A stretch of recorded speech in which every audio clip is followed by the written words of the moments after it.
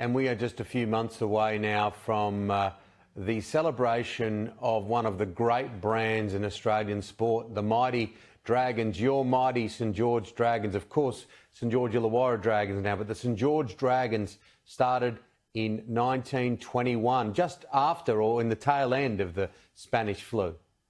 That's right. The Dragon story, well, it began in November 2020 when the league said they could have a team in the comp for the following season. And then on the 23rd of April, St George's Day, the St George Rugby League team played their first game.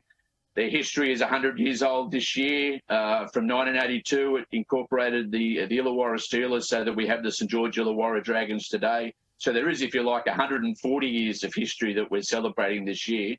But the great hope is that the white with the red V, that magnificent sporting brand that back in the 50s and 60s won the competition every year, that it will rise back to the forefront. They have some good young players. If they have a good season and they celebrate their centenary, it'll just be a magnificent thing for rugby league. And I think for Australian sport, and that's because the brand is so big. And hopefully the white with the red V will be playing rugby league in front of crowds all the way through to the first weekend in October. Yeah, we're looking at some of the vision from 1962, which was a wet grand final, and it was the year before the famous 1963 grand final where we saw the Gladiator photo, and of course that now makes up the NRL trophy. But what about those 11 premierships in a row? Where does that sit in worldwide sporting history? Well, in terms of major sporting competitions, there's nothing to match it.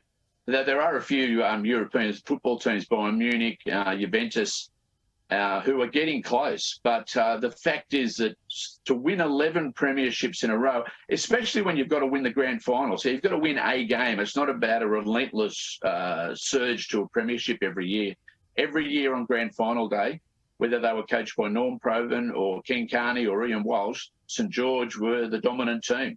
And it's interesting, you just showed the vision of 62 when they won 9-6 over West. That was probably as close as they came to losing a premiership. In most of the years of that 11-year run, they were truly dominant. They didn't concede tries.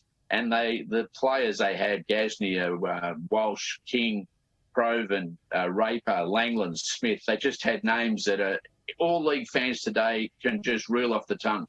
And it's an extraordinary legacy that St George have given rugby league. And hopefully it'll continue for a long while into the future.